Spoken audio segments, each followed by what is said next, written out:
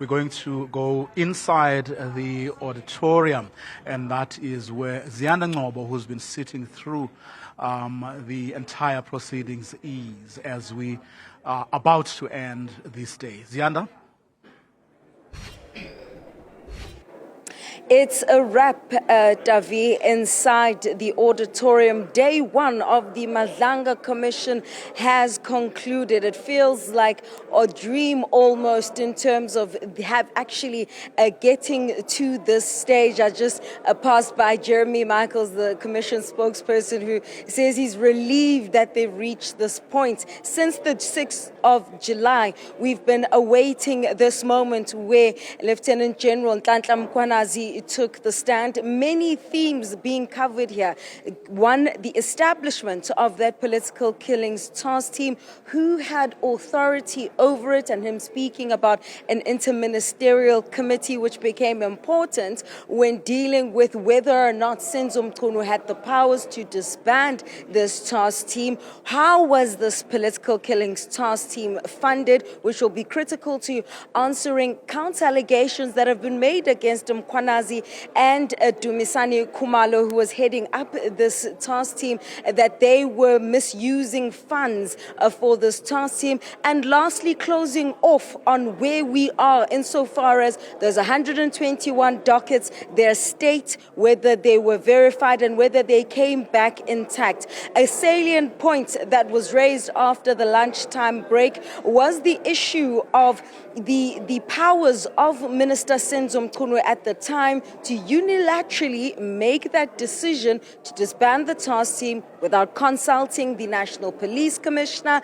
and even other members of this interministerial interministerial committee. I beg your pardon. Listen to what Mkhwanazi said.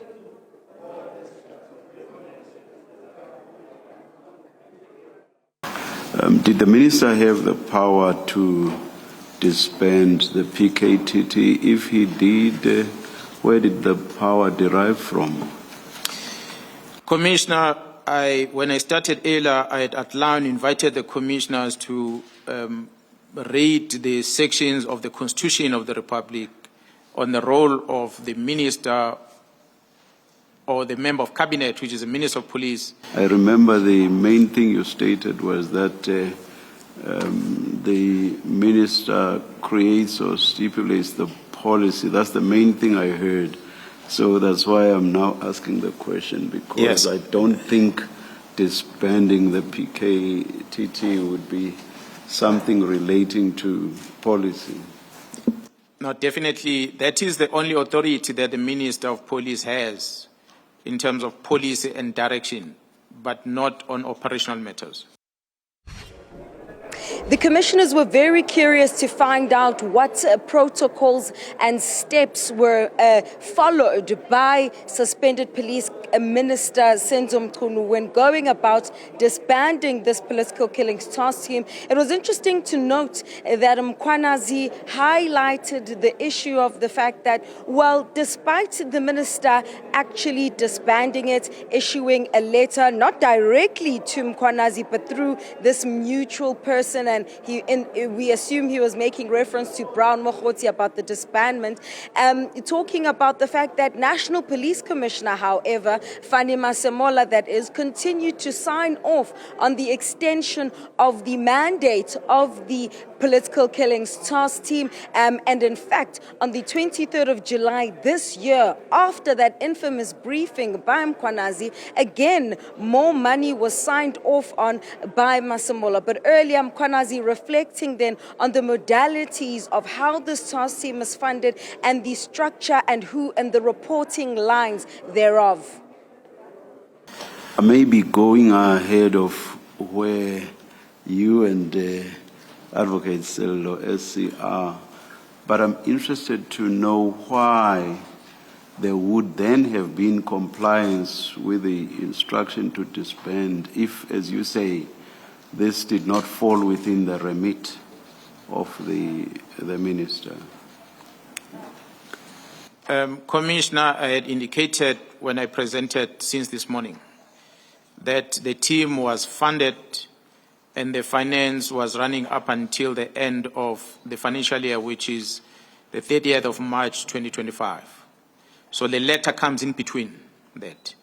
I've indicated the success rate of the team and the fact that there were still cases that were in court. And a matter of fact, as the Interministerial Committee continuously receiving reports, I think the last report will have been given to them in September of 2023, prior to the national elections. So that was him talking about the modalities and reporting lines. But then the Police Commissioner of KwaZulu-Natal is spending some time discussing that moment, reflecting something that has already been in the public domain, how 10 members of this KZN political killings task team were seconded to Gauteng to assist with their counterintelligence operations, which of course led to the arrests of Nhlanhla and Qodashe, linked to the murder of that Vereniging engineer Amand Swart. He says when these officials left KwaZulu-Natal, they didn't leave under the auspices of being a part of the PKTT, but rather as going there with various skills to boost the Gauteng team. And this then became important after Mkhwanazi laid down the foundation to unpack what he says is the syndicate's misunderstanding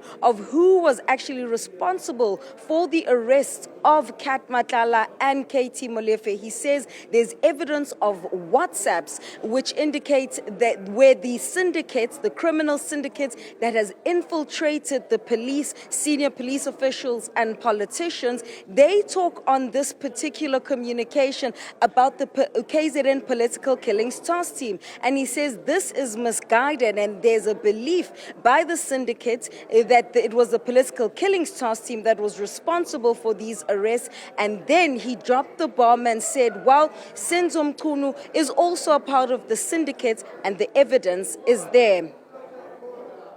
Commissioners, I am aware of the evidence that was extracted as the team in Gauteng were investigating, which made me reach the conclusion that indeed this is what made someone to influence the minister to close it, because the evidence that we're going to present later by someone who's going to come before this commission who were part of this Gauteng investigation, they uncovered that communication within the syndicates was making a reference to the team, not being understanding that what is happening in Gauteng is for Gauteng, is not for KZN.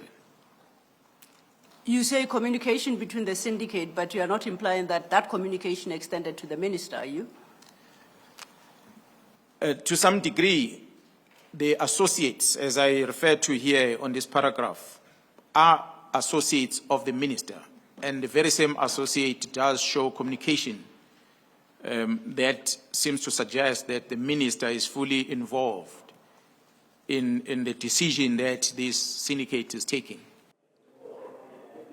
Another important point by Mkhwanazi, after outlining the issue of how the KZN political task teams was misidentified as being responsible for the arrest of these underworld figures, is what has been debated by and large after the July 6th briefing. Many taking exception to Mkhwanazi breaking rank, asking questions about why he didn't follow internal processes and procedures before taking that extraordinary step to host that briefing at the Service Building in Durban. Well, the Commission today hearing the various steps that Mkhwanazi took. He's spoken about how they were once at a funeral together. The police minister was in the province and they were supposed to have this discussion. And he then also reached out to the National Police Commissioner once that letter was sent, and the Police Commissioner was on leave until the 14th of January and said he could not attend to the issue of the disbandment of this political killings task team until he returns. In that telephonic conversation, because that's how the conversation was conducted between Fani Masemola and Mkhwanazi, Mkhwanazi says he also urged the National Police Commissioner to reach out to the President of the country, President Cyril Ramaphosa, because the minister actually reports to the President and he has no powers to go directly to the President.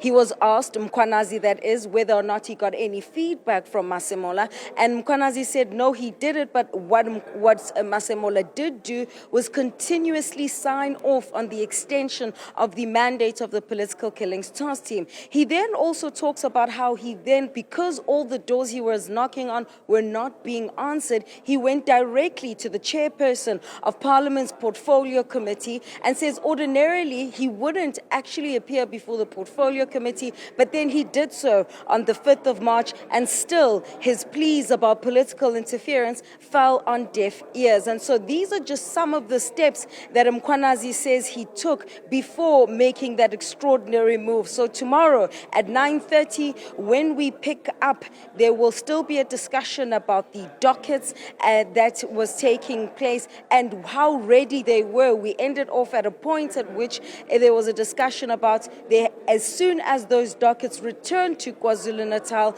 arrests were made once again within a week. So from inside this auditorium, that's where we leave things. Let's take you now to my colleague, Nhlanhla Qodashe, who has more analysis from her vantage point.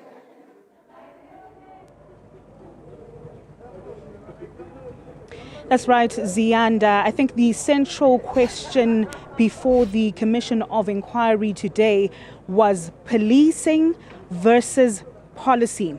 Was the decision by the minister to give that directive for the disbandment of the political killings task team in KZN, was that an exercise of his powers under the Constitution, and whether that can be reviewed on the basis of legality? You'll remember there's a question that was asked by the chairperson of the Commission of Inquiry, that's retired Constitutional Court Justice Mbuyiseli Madlanga, who essentially asked what powers or where the minister derived his powers from in relation to the disbandment of the political killings task team, whether this is an exercise of policy or whether it is the minister using his powers in the daily operations of the SAPS. Now, we understand from what has been said by the top cop in KZN, he says that this, in relation to the political killings task team, those are operational matters of the SAPS. And I'll tell you why this is important. When General Mkhwanazi spoke about the constitutional provisions that give the minister powers, he spoke about Section 206 of the Constitution, specifically subsection 1. In that subsection, or the provision of the Constitution, it stipulates that a member of the National Assembly or a cabinet minister will have powers to direct the policy of the SAPS. That versus Section 207, subsection 2 of the Constitution, which stipulates that the National Police Commissioner will direct and also control and manage the workings of the SAPS. Now, is that directive by the minister a breach of those separation of powers principle as stipulated by the National Police Commissioner in his papers before the High Court just last week? You'll remember that he stipulated in his papers, or he argued rather, that the minister can give directions in terms of the Constitution, in terms of policy, but in terms of how and when that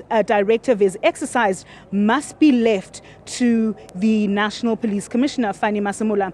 And that's why it's such an important issue at the moment. Of course, we also know that the test or the standard in commissions of inquiry in terms of evidence is lower than what you would see in criminal proceedings. There isn't that burden of a reasonable doubt, beyond reasonable doubt, for the Commission to consider in relation to the evidence that has been given before it. Instead, it's on a balance of probabilities. When the Commission looks at all the issues that have been presented before it, it looks at what is the most probable thing that could have happened. And of course, Vuyo, the allegations that have been leveled today before the Commission of Inquiry have no doubt had the same impact as that 6th of July 2025 briefing. Of course, tomorrow we will see the continuation of that evidence in chief by the top cop in KZN, Lieutenant General Nhlanhla Mkhwanazi, after which we anticipate